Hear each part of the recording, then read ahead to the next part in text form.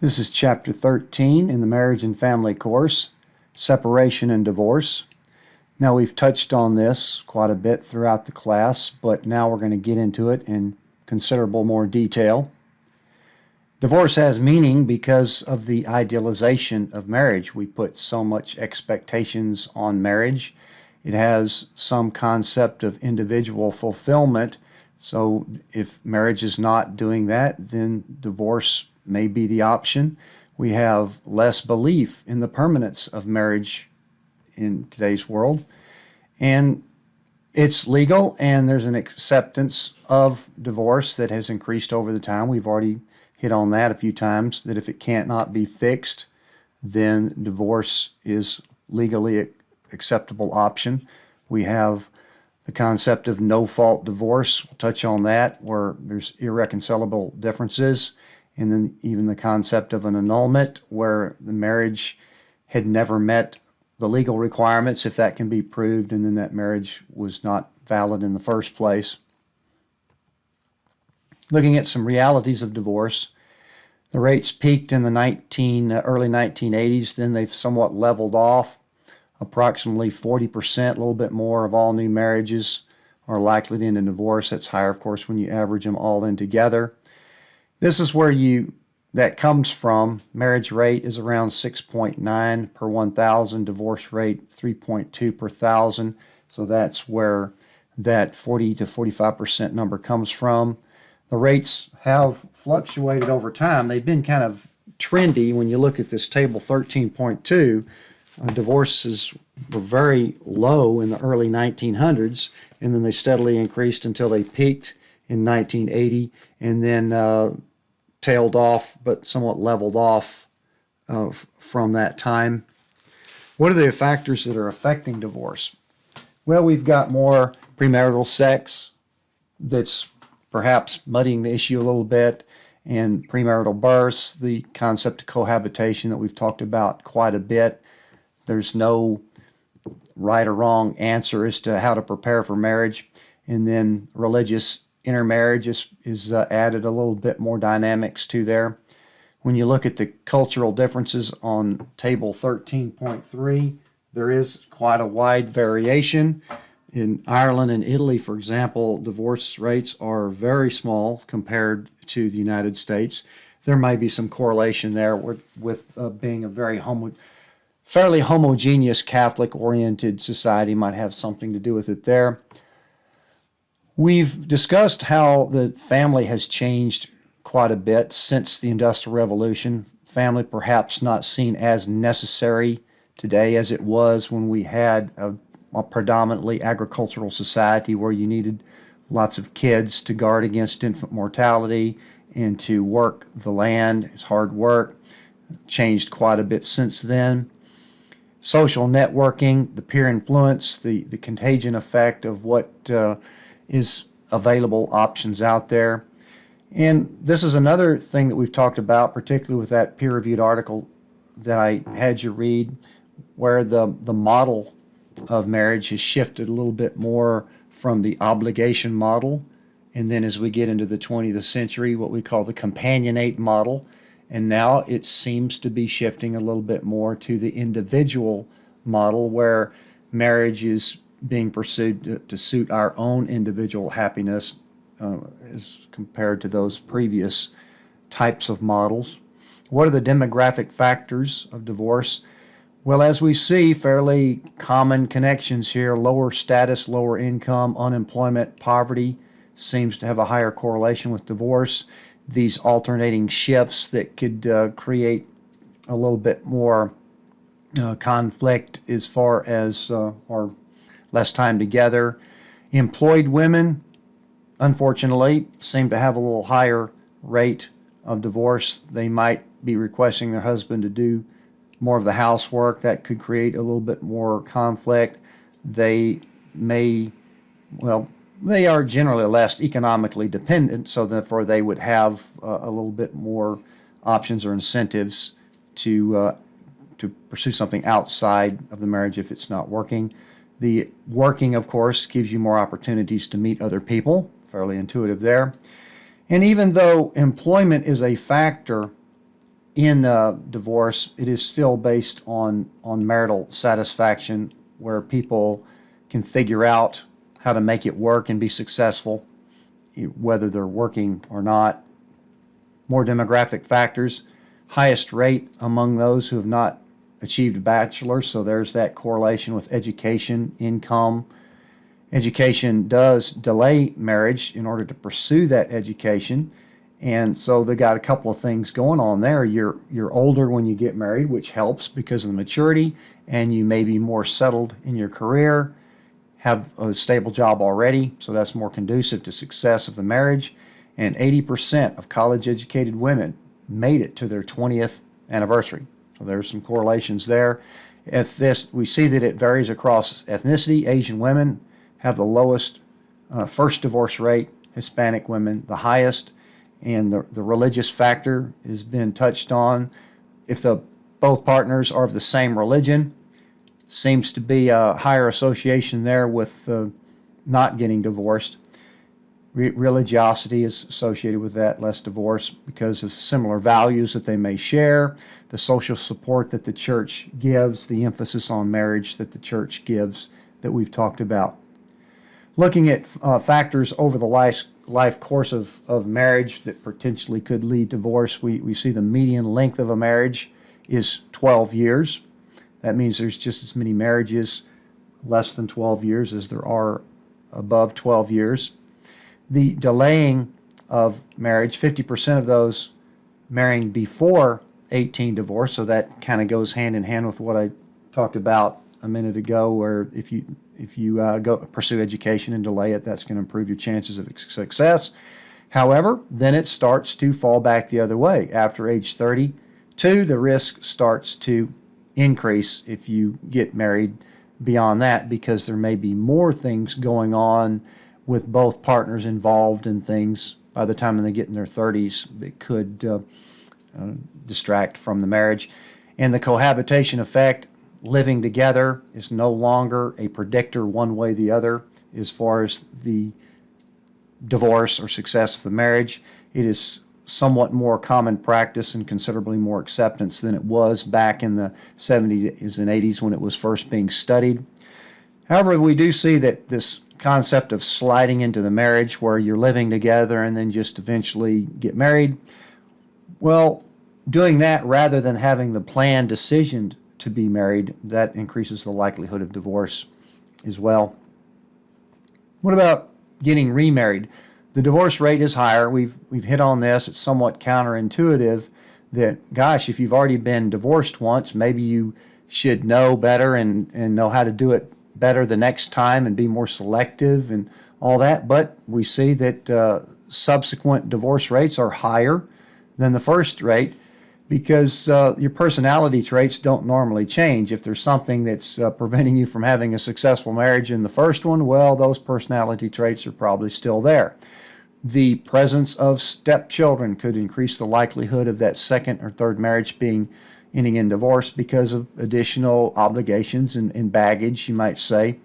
And then if you've already been okay and you survived that first divorce, well, then there's that always in the back of your mind that, well, divorce is still an option, and that so there could be even an increased acceptance of divorce with the subsequent marriages.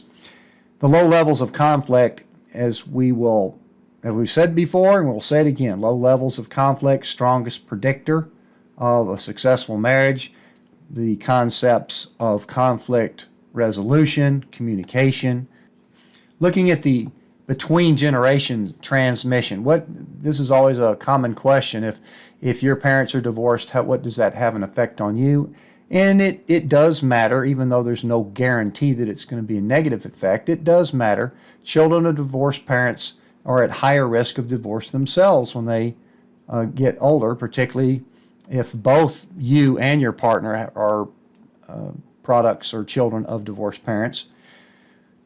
You're more likely to marry younger, just kind of how it works out. You can look at studies to see why that might be, or not surprised here to be a little bit more pessimistic about marriage if your parents were divorced.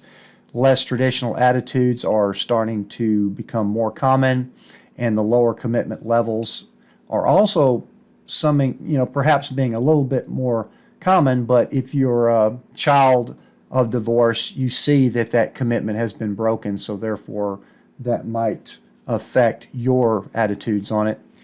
These low discord divorces where they call them amicable, where there might not be much conflict. So this is what's kind of frustrating. It's hard to win either way, right?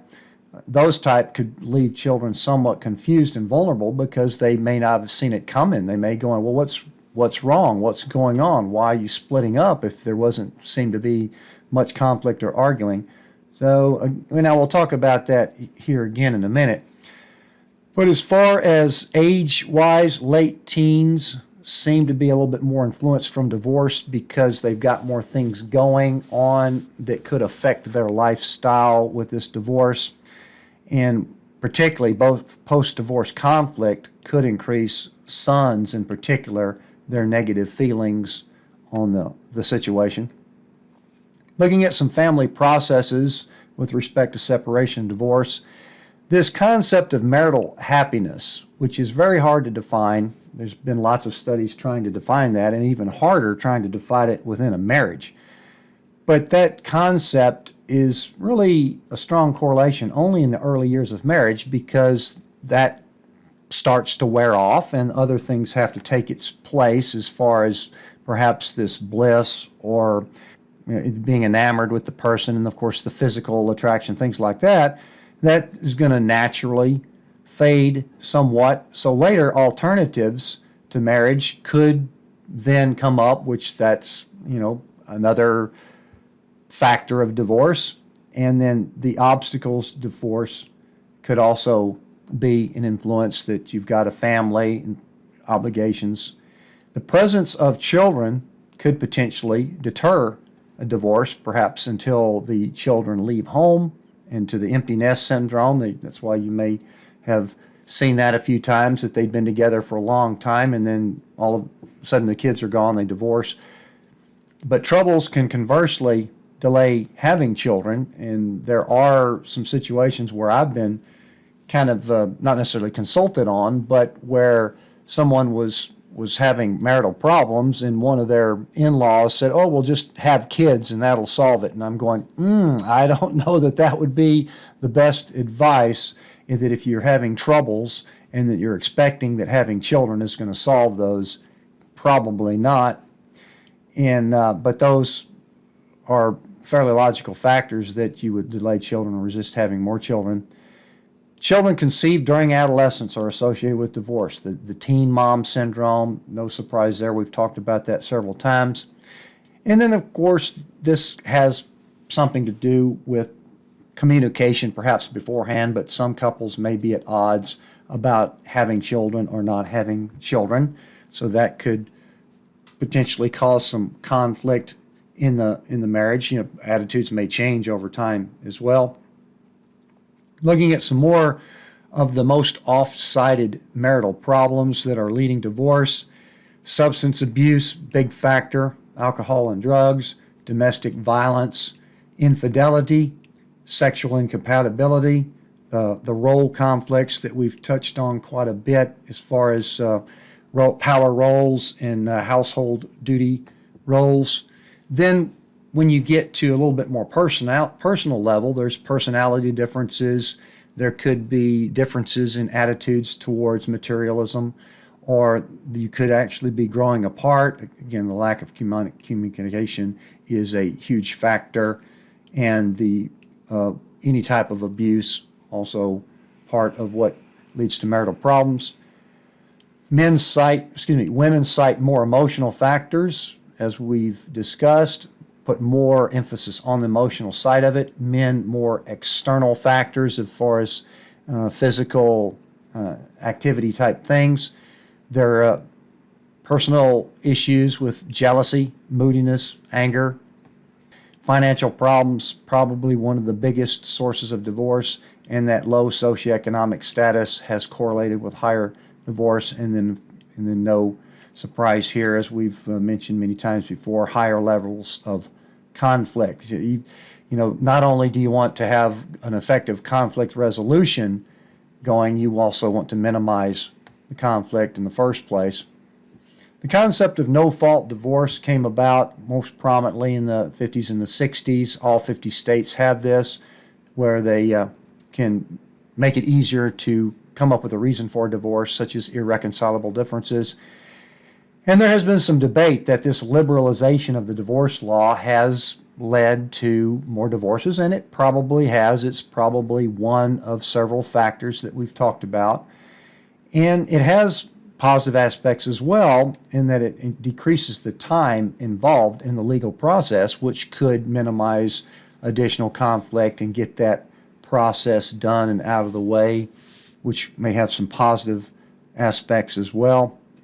Looking at the process of separation, one-third of divorced women had attempted at least one reconciliation. So that shows you how it just doesn't happen overnight, and it's not just a quick last-minute decision. It's a long-term thing, and there could be some trial runs at it. The initiator is what we see is typically a unilateral process. Typically one person is not happy and then starts that process. Whatever the dissatisfaction may be, they start some process of self-validation that if this is not working or I'm not happy, I need to figure out what I need to do to make myself validated. And then so they start to create that independence well before the actual divorce occurs. And of course, the attachment is what makes these situations difficult, is because that attachment can result in separation distress, separation anxiety, which could bring it back together. Transition periods, I've got question marks here because these are hard to define, even though social scientists try to do it. Perhaps a 1-year approximate transition, getting through the divorce, and then the recovery period could be as much as 3 years. Again, that varies pretty widely, but certainly there are some transition periods there. And then as far as dating again, that varies between people, but it is part of the process. In some cases, but this may also vary with age. The older you are, it may not necessarily be as important, but it is a factor in increasing self-esteem after the divorce, figuring out how to meet new people again, and time, as you might intuit there, is that time becomes more precious as well. What are the consequences of divorce? 95% of divorces are uncontested, and they do not necessarily go all the way through trial. They are held with negotiations out of court, where the lawyers handle that without the trial proceedings. The potential to impoverish divorced women and their children is higher, because we still have a male-dominated society where women typically make less than men on general and have the potential to be more dependent on the man. So marriage tends to decrease the earning capacity of wives. And so they also may not be getting enough child support. So that's why, and since women are still predominantly given custody of the children, that's kind of a double whammy as to why women are hurt a little bit more financially with respect to the divorce. The post-divorce economic status is a function of how much was contributed during the marriage as well. And another factor is that if you've got joint health insurance programs, divorce means that the one that's not part of that employment plan is going to be out of health insurance. So that's another pretty major cost to consider. Alimony is not necessarily a requirement in all states. It's just a financial benefit that's not meant to be punitive or punishing to one of the spouses, but it's to address that economic vulnerability of the partner that's going to be making considerably less income after the divorce. And in some cases, it's considered somewhat of a return on that investment in the marriage, particularly if a wife has not worked but put all of her efforts into building that family and supporting that marriage, and then so that investment would be lost if there's nothing that comes back out of that. So that's another way of looking at alimony. As far as determining how much alimony payments are, it has to do with the length of the marriage, what that income discrepancy is, the employability of the person that is looking for it, future earnings potential, the length of time that it may be needed, and the ability to pay of the person that would be paying the alimony. And these restrictions vary from state to state. The book gives a few examples there that in some cases the spouse can stop paying upon retirement because that would be more of a financial burden. In some cases, couples married at 10 years, you'd have to go at least 10 years before you'd qualify for alimony. So they vary from state to state. Looking at child support, this is paid by the non-custodial spouse to the custodial spouse, so that simply means the person that has custody of the children will get the payments. And only about half of custodial spouses are awarded, so that gives you an indication that there's more working women out there, more dual earner households, so that there may not necessarily be a requirement for child support. But there's also no guarantee that they would receive that child support if they did, in fact, need it and the courts required it. Only about 43% of custodial parents actually receive the full amount of the child support that they are obligated to receive. Almost a quarter received none of what they were awarded. So those are some pretty low numbers. Looking at even lower still here, the average amount awarded, this was in 2011, so they probably come up a bit, and this is the amount awarded, $6,050 per year. Sounds pretty low. Certainly couldn't survive on that. But even more interesting, the average amount that was actually received was only about $3,700. So that shows you what paltry amounts of child support that are really received out there in the world. Looking at some other consequences of divorce, obviously the psychological stress, the hit on the happiness, the hit on the self-esteem, the depression.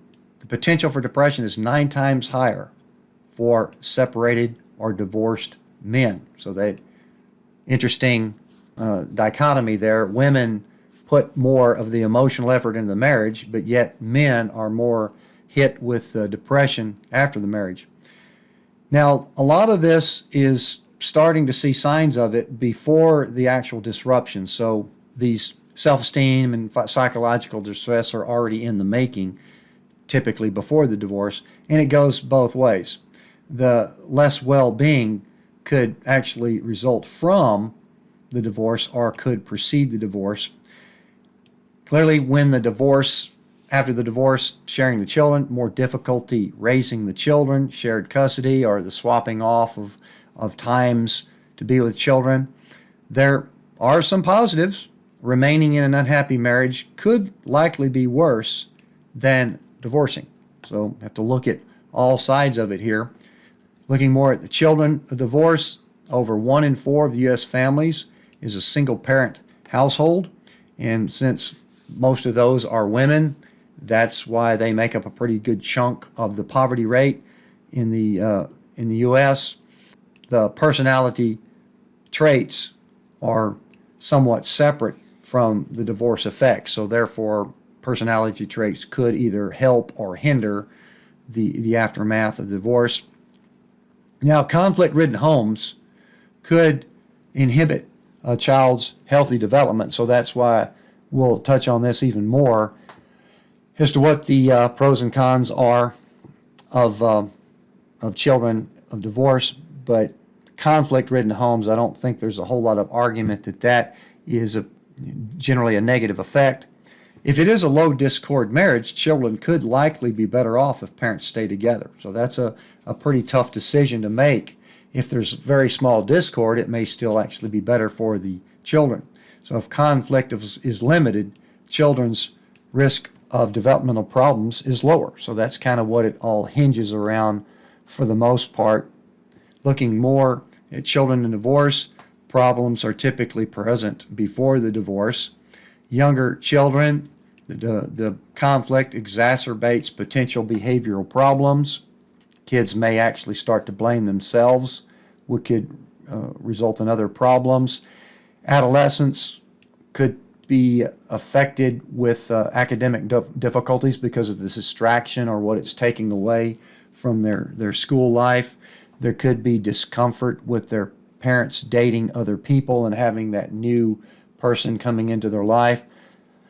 Boys living with their mother then starts to diminish the contact with their father, which typically, if there's a good relationship there, that's very healthy. And then if that relationship goes away or becomes less, that could be a negative effect.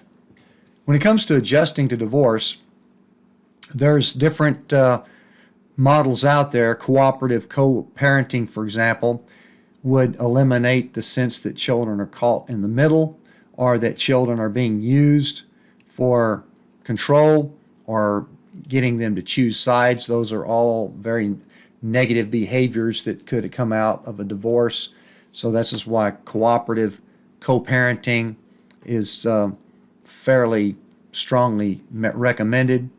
As far as looking at long-term effects on children, there's less income of the custodial spouse, so therefore the child is going to have less resources that could potentially have long-term effects as far as their education goes. Decreasing that father-child relationship that we talked about, so we see an increased likelihood of dropping out of school and becoming teen parents themselves. Divorce certainly cannot account for a majority of the social problems that may be out there, but it is one potential ingredient. The optimal arrangement, of course, is to live with both happily married parents. We see the generally positive association with that. There are some positives, though. Single parents spend more time talking with their children, so that could be a positive factor there. So let's look at the long-term consequences of divorce. The landmark study that was quoted in the book looked at 5-year increments of post-divorce children. At the 5-year mark, one-third were struggling with school and experiencing depression. At the 10-year mark, half had some lingering problems such as underachievement, senses of rejection, poor relationship with father. At the 25-year mark of this study, there was evidence of negative effect on forming and maintaining an intimate relationship. So that's why we generally see those small but significant negative associations with divorce. However, we also have to look at the fact that there's no guarantee that there will be negative effects. When we're looking at another comparison of children to divorced parents compared to children of married parents, that's another way of looking at this study long term. The children of divorce will reasonably be adaptive toward building new lives, and 75% of the divorce sample said that it had been a good thing. So in both of these studies, we typically see a majority of children of divorce reasonably okay, well adjusted. But it's the significance that matters. There is some significance, and we also see that 10% of non-divorce sample were also struggling compared to 20% of the divorce sample. Now those are both fairly small numbers, but that is a measurable difference, 10% versus 20%. So another study suggests that 90% of children with divorced parents achieve same level of well-being as children of continuously married parents. So what we have to keep in mind is that human beings by design are fairly resilient, fairly adaptable. Children learn how to figure things out and cope for the most part. So that's another thing we've got to keep in mind. When we're looking at child custody, the child is given to the mother in 80% of the cases. So that's still a very strong preference, even in the legal system. And that's in keeping with the cultural beliefs as the mom being kind of the nurturing caregiver, and the judicial bias, as I said, still exists where they're still going to predominantly award custody to the mom. So looking at some of these options here, we've got sole custody, split custody, and those have some potentially harsh effects because of the exchanging and interchanging this joint legal custody. both parents share in the decision making, and then the joint physical custody, where they are dividing time living with both parents rather than having the assigned visitation. So that kind of comes in line with that cooperative co-parenting that I was talking about earlier. So this joint physical custody has more of a chance for normal relationships. It is more work for the parents, but it forces them to interact, and hostility and conflict would, of course, still exacerbate this. But again, these are some models that have shown success. Looking at the non-custodial parent, the one that typically has to pay child support, for example, there is a lack of sufficient income that is the biggest factor to not paying child support. And the geographic proximity or living far away could be part of it. And then ill feelings, that where a non-custodial parent still feels that they resent having to pay still quite a bit of income even though they're not living there. So that's a fairly common feeling post-divorce. And then remarriage, of course, would also present some of these opportunities not to pay. So 44% of non-custodial fathers fit what they call this infrequent visitation description here, where that is described as several times last year or less. So that's really not a whole lot of visitation there, and almost half fit that description.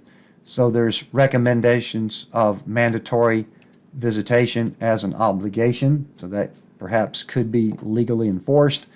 2/3 of states offer or require some sort of divorce mediation process, and this is, not surprisingly, turned out to be largely positive because of the more information and awareness and communication that is offered through these types of services.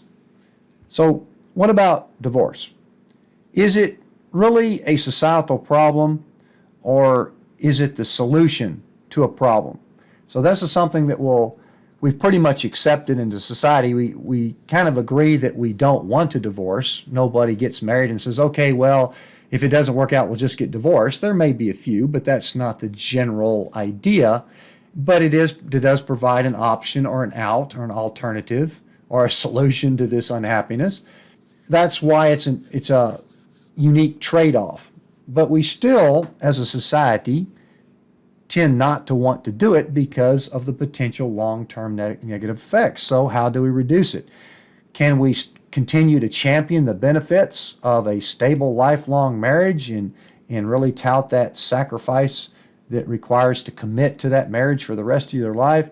Or do we want to start making divorce a bad word? When I was a kid, hardly anybody in my little town was divorced. If somebody was divorced, this is back in the early 60s, as recently as that, pretty much anybody in town that was divorced, we would know about it.